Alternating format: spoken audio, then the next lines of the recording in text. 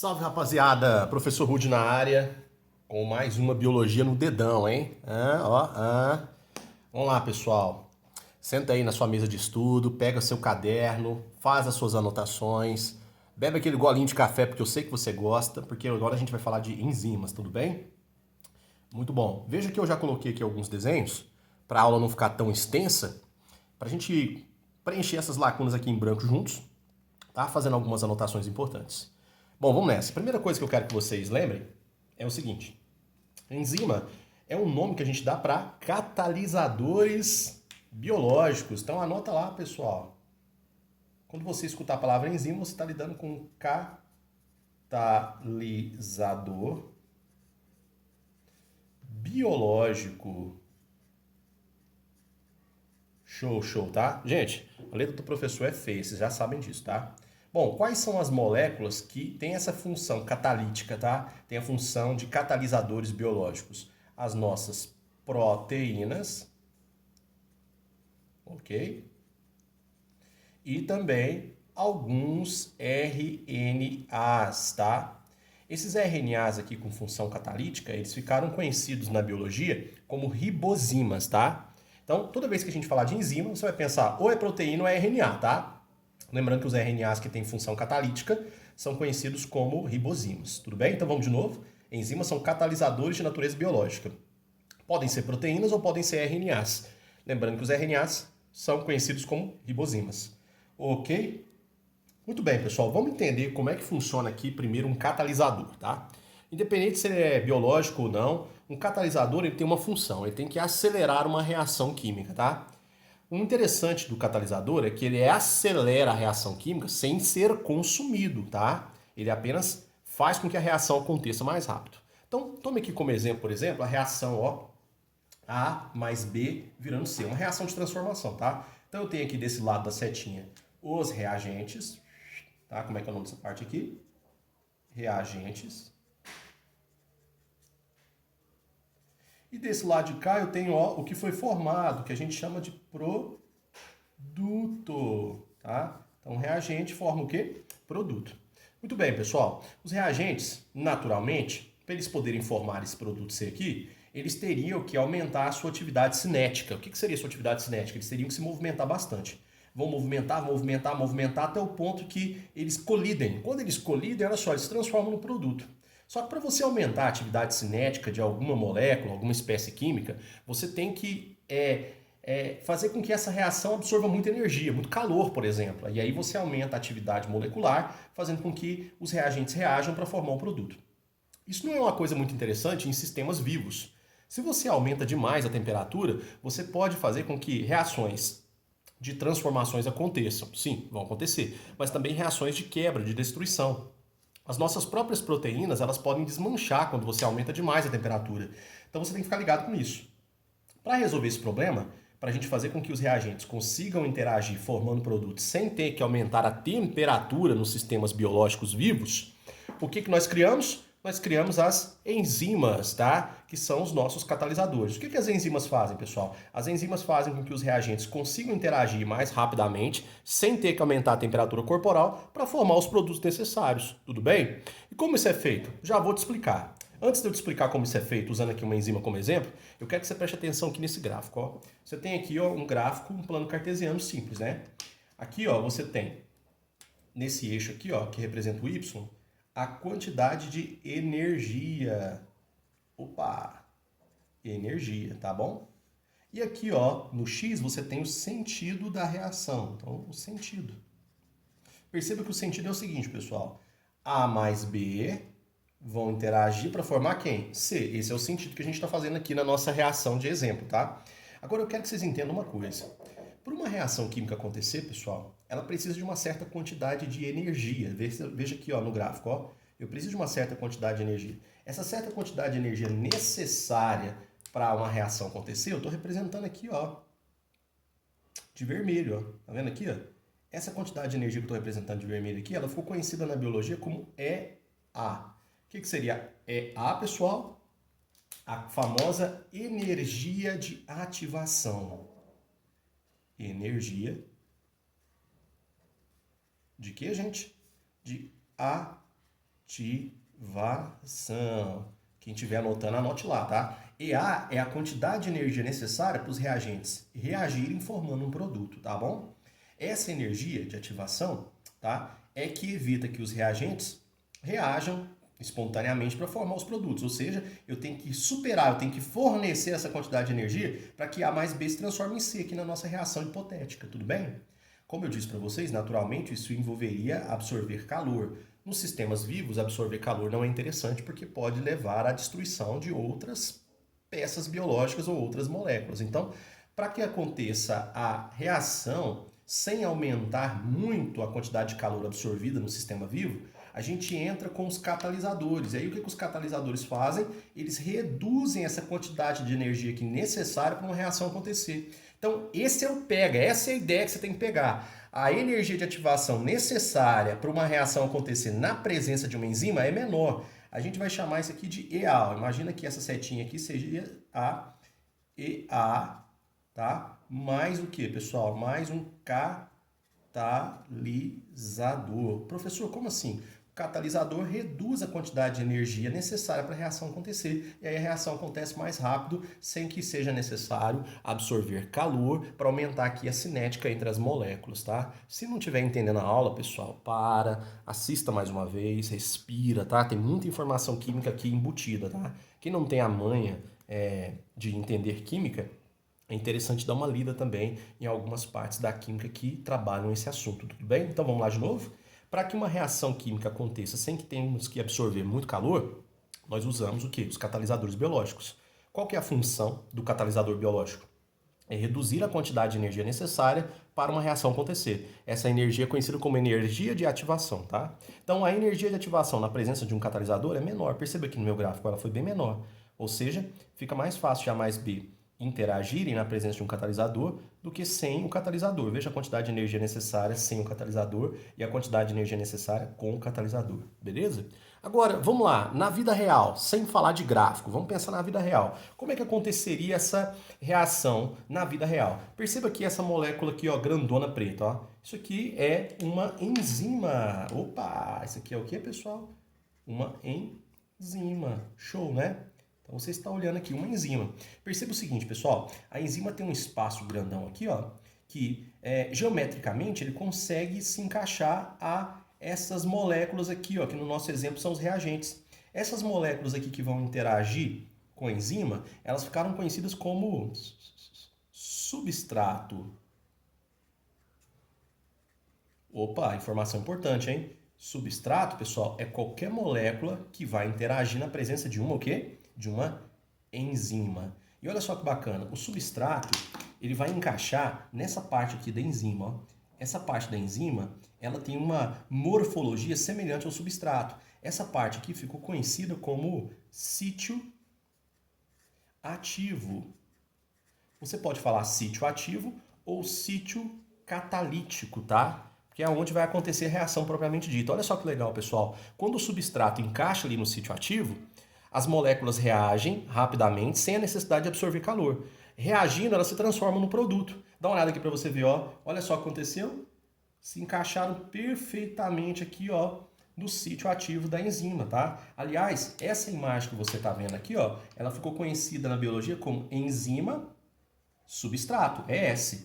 Essa primeira imagem aqui a gente chama de enzima mais substrato, que ainda não está grudado, aqui está grudado, ó. Enzima mais substrato, aqui é enzima substrato. A gente pode chamar enzima substrato ou complexo enzima substrato. Qual que é o próximo passo? O próximo passo é isso aqui, olha só que interessante, ó. Depois que as moléculas interagiram aqui no sítio ativo, ó, vou desenhar o sítio ativo aqui de novo, formou-se o produto. Então aqui você tem, ó, a enzima e aqui você tem o que foi formado, que é o produto. Legal, né? Então, é assim que na vida real funciona. Os substratos se encaixam numa parte da enzima conhecida como sítio ativo, e é nessa parte da enzima que acontece a redução da quantidade de energia necessária para a reação acontecer. Como é que é o nome dessa energia? Energia de ativação. Quando o substrato encaixa no sítio ativo, lembrando que o sítio ativo ele tem uma morfologia que lembra muito o substrato. Os reagentes, que são chamados substratos, reagem formando um produto. Bom, o que você está lendo aqui nessa mensagem, ou melhor, nesta imagem? Enzima mais substrato. Aqui, em complexo enzima substrato. E aqui agora, como é que ficou conhecido? Aqui ficou conhecido assim, ó, enzima mais produto. Agora para, respira. Então você está vendo aqui, ó, daqui para cá, daqui para cá. É assim que você está enxergando, tudo bem? O que pode acontecer agora? Pode acontecer o seguinte, essa enzima está disponível, né? Ela volta a atuar aqui. Este é o tchan das enzimas. Pega a ideia. As enzimas, elas não são consumidas na reação. Perceba que só o substrato A e B reagiram, tá? A enzima simplesmente acelerou a reação. Logo, ela pode ser reutilizada várias e várias e várias vezes. Até que chegue um ponto que essa enzima fique velha, tá? Quebrada, não funcione bem. Aí você tem que desfazer dessa enzima e produzir uma nova. Lembrando que as nossas enzimas são o quê? Proteínas ou RNAs. De boa até aqui? Show, não é? Muito bom. Essa é a parte mais importante envolvendo a atividade enzimática. Se você entendeu essa parte aqui, eu tenho certeza absoluta que nenhum exercício de vestibular te pega mais. Agora vamos para a segunda parte. A segunda parte, pessoal, está ligada diretamente a isso aqui, ó. Deixa eu posicionar aqui a folha para vocês. Belezinha. Aqui, ó. A segunda parte da aula está relacionada a isso aqui, olha para mim. Atividade enzimática. Atividade enzimática é o trabalho numa enzima, tá? Como uma enzima está trabalhando? Existem alguns fatores que podem ou acelerar a atividade enzimática ou reduzi-la bruscamente. E você tem que conhecer esses fatores, tá? Eu coloquei aqui 3 fatores. Eu vou falar de mais um para vocês, um bônus, tá bom?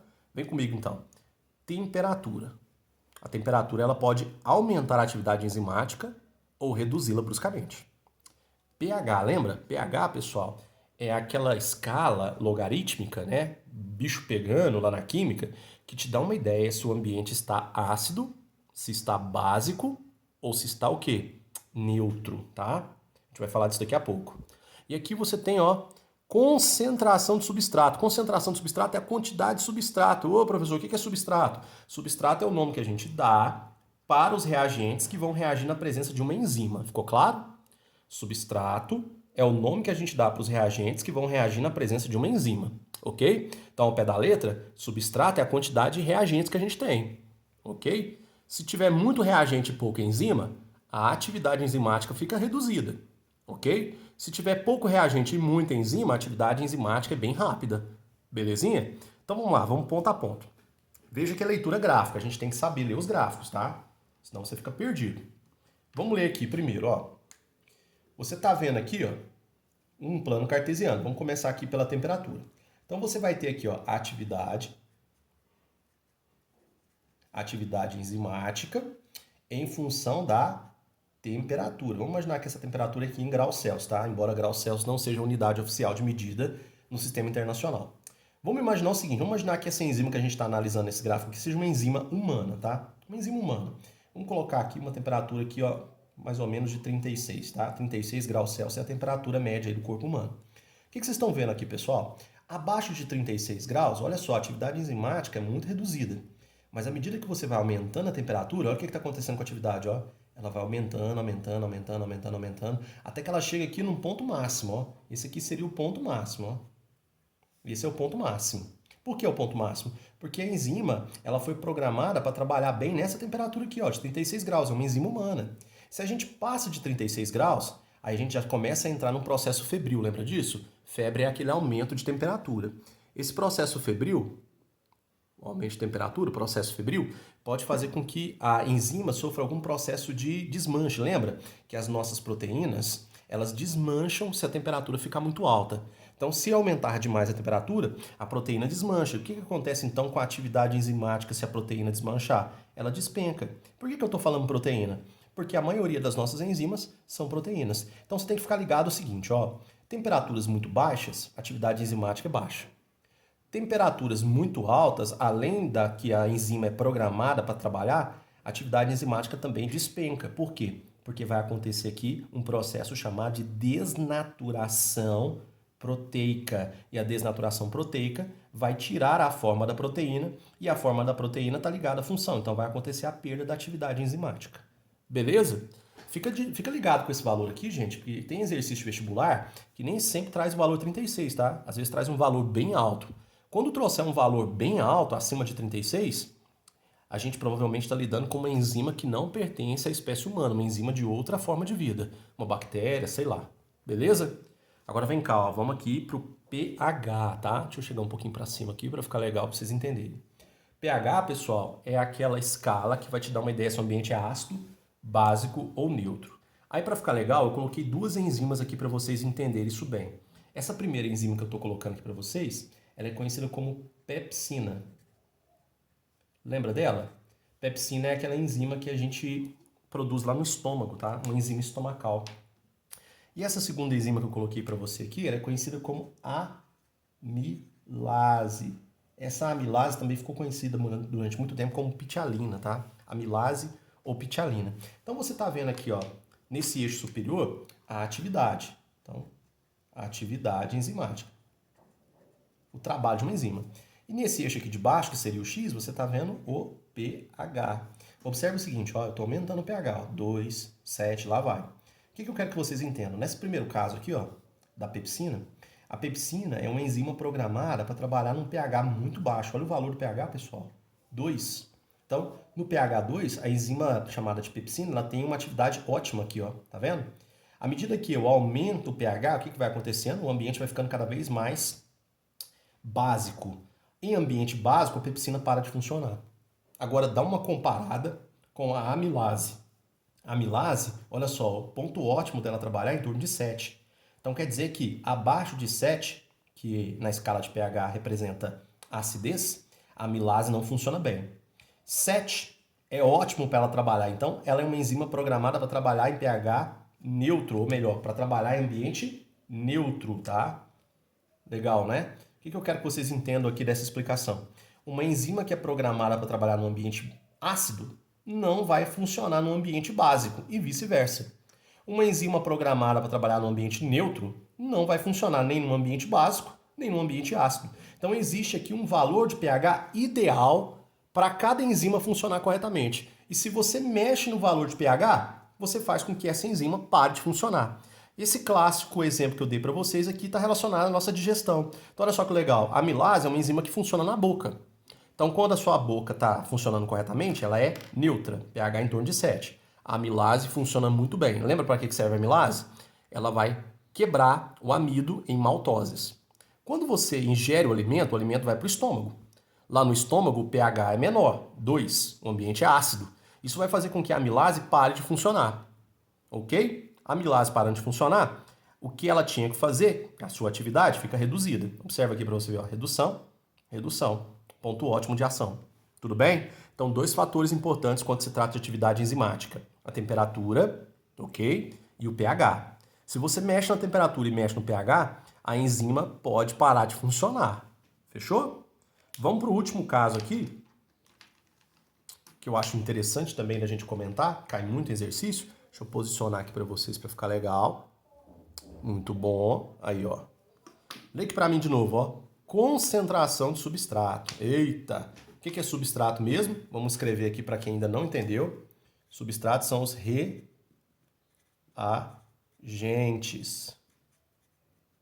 É o nome que a gente dá para os reagentes, tá? Que sofrem a ação de uma enzima. Fechou? Então aqui nesse eixo aqui eu tenho a atividade enzimática. E aqui, pessoal, eu tenho a concentração, ou melhor, eu tenho o tempo, né? Não, na verdade é concentração, né? Concentração, desculpa, falei errado aqui, desculpa. Concentração. Olha só que interessante, pessoal. Se eu aumento demais a concentração, a atividade trava, tá? Peço perdão que ficou um pouco feio, mas depois eu corrijo para vocês. Desculpa, tá? Aqui. Então eu tenho aqui a concentração, a atividade em função da concentração. Tá vendo essa linha azul? Essa linha azul representa a atividade enzimática. Observe o seguinte, quando a quantidade ou a concentração do substrato é baixa, eu tenho uma boa atividade enzimática, tá vendo aí? À medida que eu vou aumentando a concentração, chega um momento que a atividade enzimática trava, tá vendo aí? Não aumenta mais, ela permanece aqui constante e pode até cair, dependendo da situação. Mas geralmente ela é representada assim, ó, numa constante. Então ela sobe, ela vai subir e depois ela estabiliza aqui, tá vendo? Por que acontece isso, professor? Me explica isso melhor. Vou fazer uma analogia com vocês. Imagine o seguinte, imagine que você precise de um atendimento para o seu telefone celular. Aí você liga na companhia lá, no call center, né? E aí o telefone fica tocando. Por que tá tocando? Porque todos os atendentes do call center estão ocupados, estão atendendo alguém. Usa essa analogia aqui. Por que à medida que vai aumentando a concentração de substrato, a atividade ela fica aqui, ó, interrompida, ela não cresce mais? Porque todas as enzimas envolvidas com esses reagentes estão ocupadas. Quer dizer que todos os reagentes se conectaram aos sítioativos das enzimas que a gente tem disponível. Então tem reagente esperando para se encaixar ao sítio ativo. Mas por enquanto os sítioativos estão o quê? Ocupados, como se fosse lá o atendente do call center. Pegou a ideia? Então, preste atenção. A atividade enzimática está diretamente ligada à quantidade de substrato. Ok? Se você aumenta a quantidade de substrato, você interrompe a atividade enzimática. Belezinha? Toma cuidado com isso, porque isso aqui cai muito exercício. Muito reagente vai fazer com que a atividade enzimática seja paralisada, até que os sítios ativos estejam disponíveis para que esses reagentes possam entrar aqui de novo. Ok? Muito bom. Agora lembra que eu falei para vocês que são 4 pontos que interferem na atividade enzimática? Aqui eu listei 3, ó. Temperatura, pH e, por último aqui, a concentração de substrato. Mas cadê o quarto ponto que o senhor não colocou aqui, professor? Esse quarto ponto, pessoal, eu vou usar aqui o desenho aqui para ficar mais fácil para vocês entenderem. Esse quarto ponto a gente vai chamar de competidor. Vou colocar aqui, ó, na forma de uma bolota verde. O que é isso? O que é isso? O que é isso, professor? Imagine isso aqui como um competidor. Eita, eu nunca ouvi falar disso. Bora lá. Competidor, pessoal, é alguma molécula que tem uma morfologia, tá? A geometria aqui, ó, ela é similar à do sítio ativo. E essa molécula, ela consegue se encaixar no sítio ativo. Ela não tem nada a ver com a reação e vem e se encaixa aqui. Puf. Ela ficou conhecida como competidor porque ela compete pelo substrato, pelo sítio ativo. Então, se eu tenho muito competidor aqui, ó, dando sopa, esse competidor pode se encaixar aqui no sítio ativo, deixando o substrato de fora. Se o substrato fica de fora, a reação não acontece, a gente não produz quem? A gente não produz os produtos. Os competidores, então, eles são perigosíssimos, tá? Porque eles podem bloquear de forma temporária ou permanente o sítio ativo de algumas enzimas.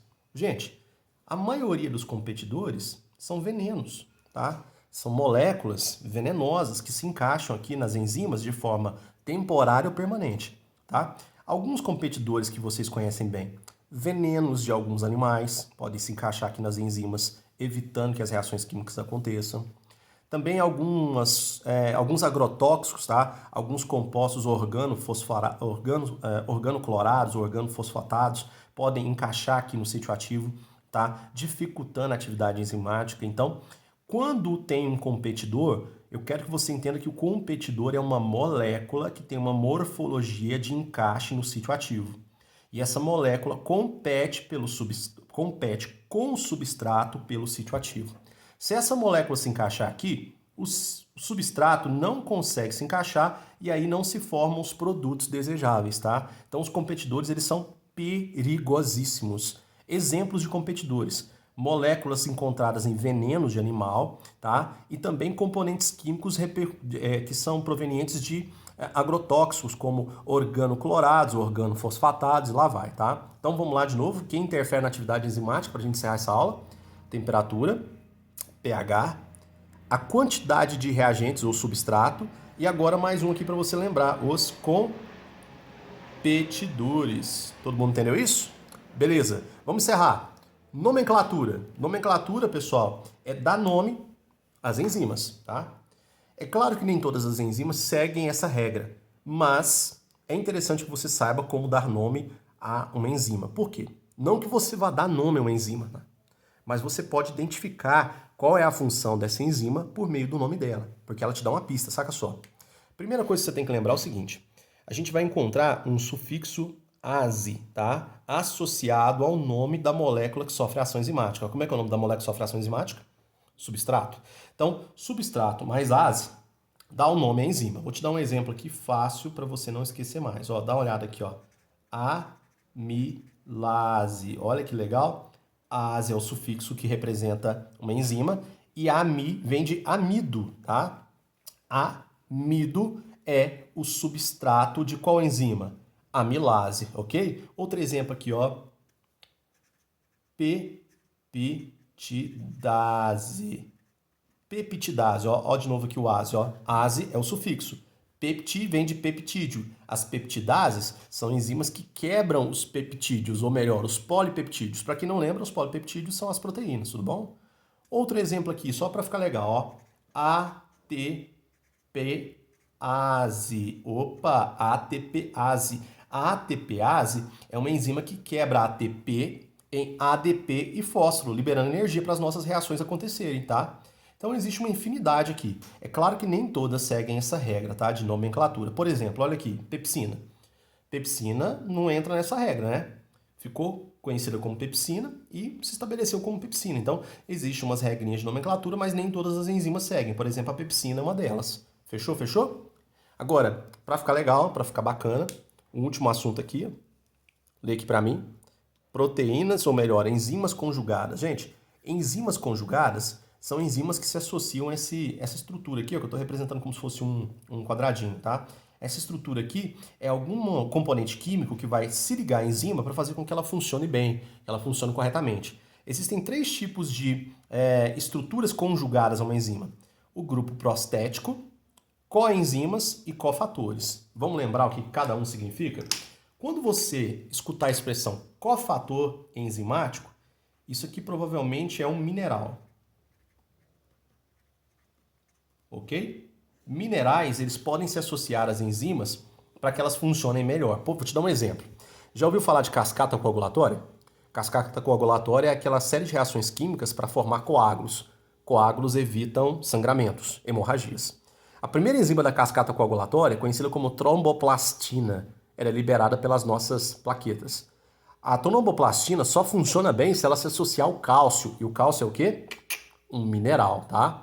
Existem enzimas que precisam de zinco, existem enzimas que precisam de ferro, existem enzimas que precisam de cobalto. Esses minerais são chamados de cofatores enzimáticos. São minerais que vão se ligar à enzima para fazer com que a enzima funcione bem. Belezinha?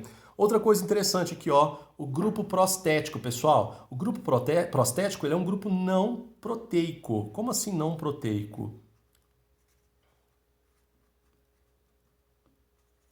O grupo não proteico é uma molécula que não tem natureza proteica, que vai se conectar aí à enzima para fazer com que a enzima funcione corretamente, tá? Vou te dar um exemplo que não é necessariamente uma enzima, mas que é muito importante. Já ouviu falar de hemoglobina? Hemoglobina é uma proteína, né? Na hemoglobina você vai encontrar um grupo prostético chamado de grupo M. Nesse grupo M você acha no interior dele um ferro, tá? O grupo M é responsável por se conectar ao oxigênio para o transporte no sistema sanguíneo, no sistema circulatório. Então, um grupo prostético é um grupo não proteico que se conecta a uma enzima. E uma coenzima, olha só, coenzima. Coenzima, pessoal, é a mais importante, vocês têm que lembrar aqui, tá? A coenzima é uma molécula que vai se conectar à enzima, modificando o formato dela para ativar o sítio ativo. Então, a maioria das enzimas, ó, das coenzimas, perdão, modifica a forma da enzima. Uma coisa importante de vocês lembrarem que quando se trata de coenzima é que muitas coenzimas são vitaminas. Algumas vitaminas têm ação de coenzima. Então, coenzima é alguma coisa que vai se conectar à enzima, modificando o formato dela para ativar o sítio ativo, tá? Isso a gente chama de coenzima. Um cofator é um mineral que a enzima precisa para funcionar corretamente. E um grupo prostético é alguma molécula não proteica que vai conectar a enzima, facilitando o trabalho dela. Então, esses três grupos que eu expliquei para vocês, cofator, coenzima e grupo prostético, formam junto com a enzima o que a gente chama de enzima conjugada, tá bom? Enzima conjugada, então, ela vai se associar a alguma outra molécula ou alguma outra espécie química. Agora, perceba aqui onde eu coloquei o desenho, tá vendo? Coloquei o desenho longe do sítio ativo. Isso é para te lembrar que esses grupos que vão se conjugar com a enzima, eles se conectam em lugares diferentes do sítio ativo, tá? O sítio ativo, ele é um sítio que vai ser específico para os nossos, o quê? Substratos, tá? Bom, espero que vocês tenham gostado. Vou fazer um resumo bem rápido aqui para que vocês possam tirar um print dessa tela. Deixa eu colocar aqui o mais fácil para vocês poderem tirar um print. Vamos lá? Então, enzimas são catalisadores biológicos, podem ser proteínas ou RNAs. Os RNAs de função catalítica são chamados de ribozimas. Qual é a função de uma enzima? Acelerar uma reação química, reduzindo a sua energia de quê? De ativação. Perceba que a quantidade de energia necessária para ativar uma reação na presença de um catalisador é menor do que na ausência de um catalisador. E na vida real, como acontece? As enzimas apresentam uma região, tá, molecular que a gente chama de sítio ativo. O sítio ativo ele tem uma morfologia semelhante ao substrato. Substrato são os reagentes. Os reagentes encaixam no sítio ativo para reagir. É aqui que vai acontecer a redução da energia de ativação. Então, quando os substratos eles se ligam à enzima, eles conseguem reagir rapidamente, com pouca energia, formando o produto. Então, você tem uma leitura aqui interessante de se fazer. Ó. Enzima mais substrato, complexo enzima-substrato, enzima mais produto. Quais são os fatores que interferem na atividade enzimática? Temperatura, pH, concentração de substrato. Lembra que quanto mais substrato tiver, mais eles vão se conectar aqui ao sítio ativo e mais tempo vai demorar para as enzimas ficarem disponíveis para executar uma nova reação. Ok? Outra coisa que pode aparecer aí nos exercícios vestibular é a presença dos competidores, tá? Os competidores são moléculas que têm uma geometria semelhante ao sítio ativo e podem se encaixar aqui. Elas competem com o substrato pelo sítio ativo. Essas moléculas aqui, elas estão presentes em venenos de alguns animais e também em agrotóxicos, tá? De origem organofosfatada ou organoclorada. Ok? Com relação à nomenclatura, você consegue dar nome a uma enzima usando sufixos, né? O sufixo ase vai se conectar ao nome do substrato para formar o nome da enzima. Então tem a amilase, que é a enzima que quebra amido, peptidase, a enzima que quebra peptídeos, ATPase, que é a enzima que quebra o ATP, ok? Então existem vários casos que a gente pode usar essa regrinha aqui de nomenclatura. Mas existem casos que fogem à regra, como é o caso da pepsina aqui, ó, ok? Outra coisa interessante é o seguinte, enzimas conjugadas são enzimas que podem se conectar a outras moléculas ou espécies químicas, como cofatores, coenzimas e os grupos prostéticos, tá? Que são grupos não proteicos. Gente, eu vou ficando por aqui. Espero que vocês tenham gostado. Foi uma aula legal, tá? Qualquer coisa, assista mais de uma vez. Entre em contato comigo caso surja alguma dúvida e vamos para cima. Um abraço. Tchau.